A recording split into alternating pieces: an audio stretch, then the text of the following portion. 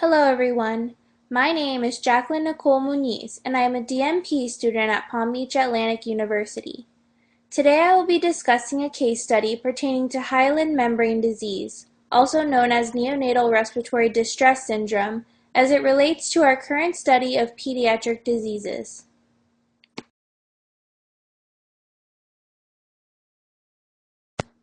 A newborn girl was delivered at 28 weeks gestation, calculated by mother's last menstrual period, to a 25-year-old woman with a history of pregnancy-induced hypertension and continued heavy tobacco use.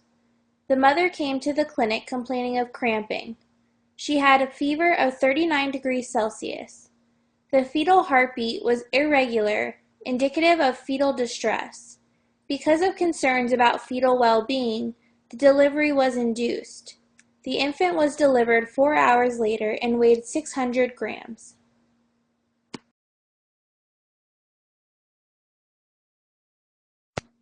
The APGAR scores were 4 at 1 minute and 7 at 5 minutes.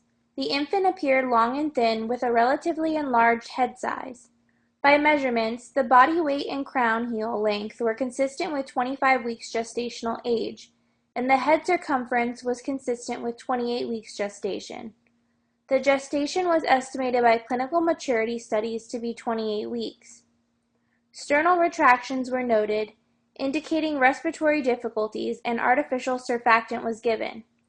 The respiratory status did not improve, and the infant was placed on a ventilator.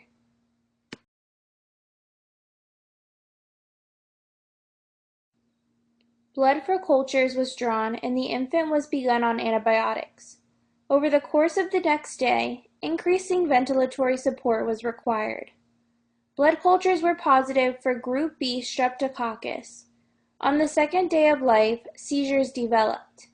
A head ultrasound examination diagnosed a severe intraventricular hemorrhage. After a discussion with the parents, it was decided that heroic measures would not be instituted, and the infant died at 32 hours of age. An autopsy was done.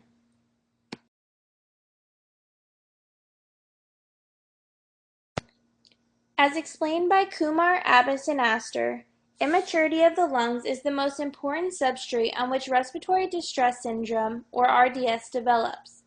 The incidence of RDS is inversely proportional to gestational age.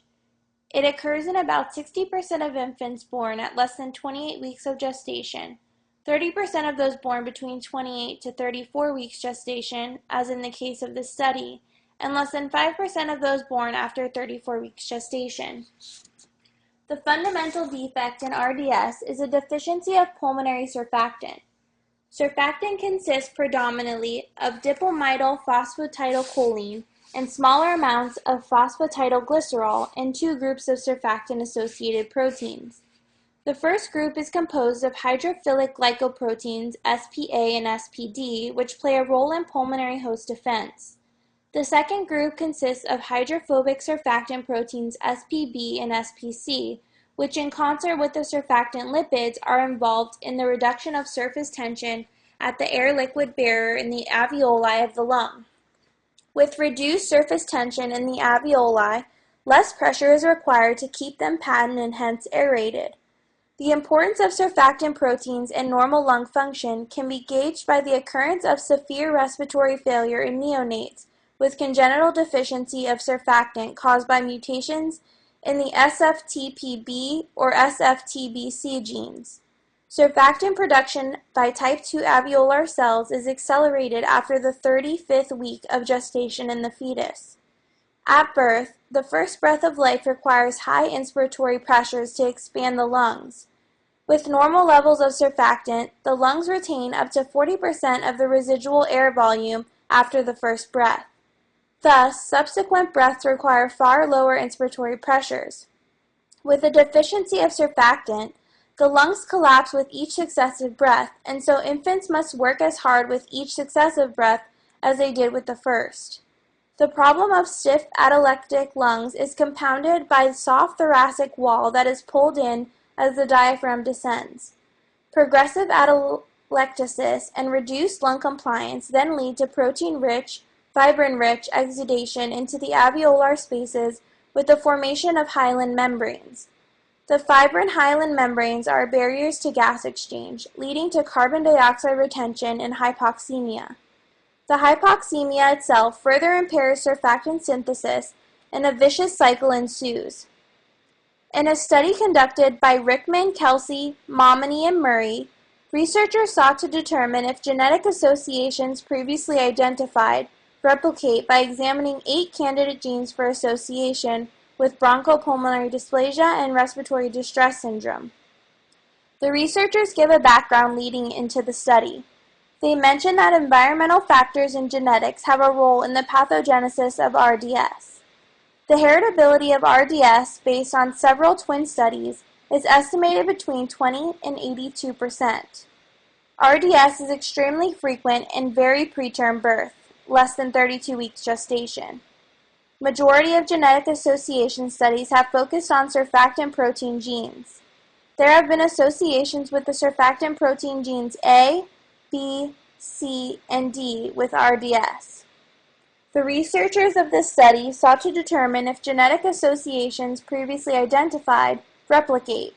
Researchers examined 8 candidate genes for association with BPD and RDS susceptibility, with protein genes A, B, C, D, MBL2, TNF, IFNG, and ACE. Several single nucleotide polymorphisms from each gene were tested for association using both family-based and case control analysis. A total of 433 PTB infants and families, 251 with RDS and 134 with BPD were evaluated. The researchers found that RS1923537, a marker downstream of surfactant protein D, is associated with RDS in very preterm infants, and that the T allele was overtransmitted from parents to offspring with RDS. Results give further insight into the genetic risk factors for complex neonatal respiratory diseases and provide more evidence of the importance of SFTPD and ACE in the etiology of RDS and BPD.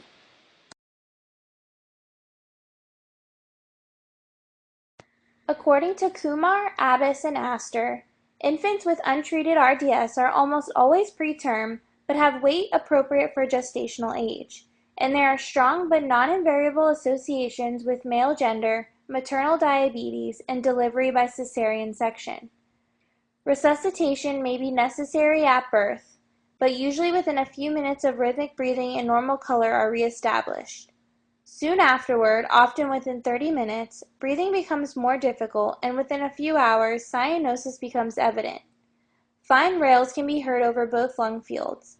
A chest X-ray film at this time usually reveals uniform minute reticulogranular densities, producing a so-called ground glass picture.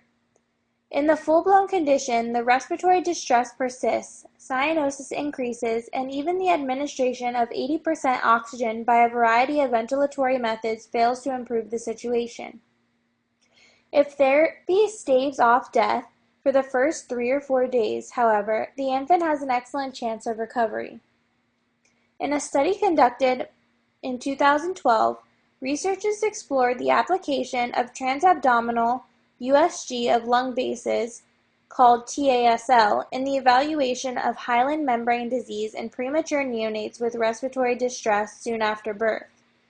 Chest radiography has been the traditional method of diagnostic evaluation of patients of hyaline membrane disease. However, lung sonography has been lately explored as an alternative modality. Results of this study concluded that TASL showed 85.7% sensitivity, 75% specificity, 88.88% positive predictive value, and 69.2% negative predictive value for the diagnosis of hyaline membrane disease.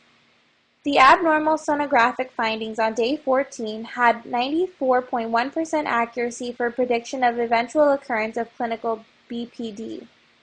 TASL is complementary to chest radiograph in the diagnosis of hyaline membrane disease.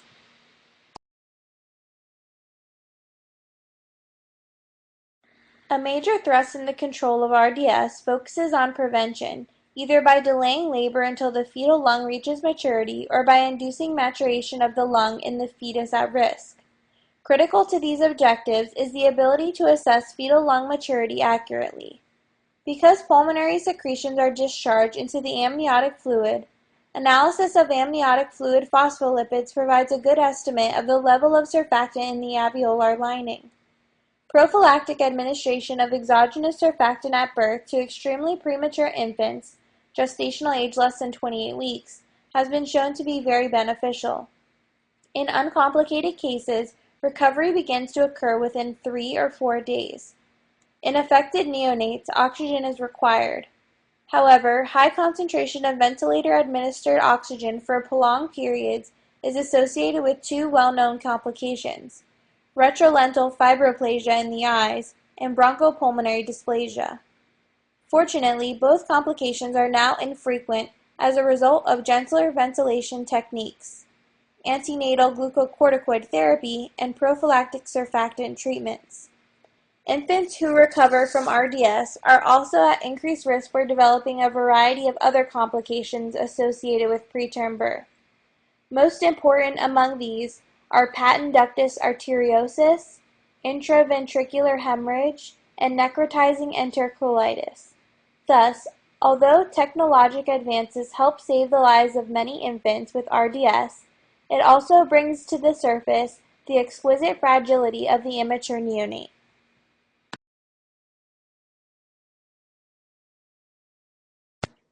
In a recent study conducted in 2017, researchers sought to compare the effectiveness of different modes of mechanical ventilation in combination with secretolytic therapy with Ambroxol in premature infants with respiratory distress syndrome. 73 premature infants with hyaline membrane disease who were supported by mechanical ventilation in the NICU were involved in the study from January 2013 to February 2015. 40 cases were randomly selected and treated with high-frequency oscillatory ventilation. 33 cases were treated with conventional mechanical ventilation. Both groups were administered Ambroxol intravenously at a dosage rate of 30 mg per kilo body weight. Results of the study showed that pulmonary arterial oxygen tension, FiO2, oxygenation index, and arterial/alveolar oxygen partial pressure ratio of the high-frequency oscillatory ventilation group after 1, 12, and 24 hours of treatment were significantly improved as compared to conventional mechanical ventilation group, and there was no significant difference between groups in regards to number of mortalities and complications. Researchers concluded that high-frequency oscillatory ventilation combined with Ambroxol secretolytic therapy is a more viable option.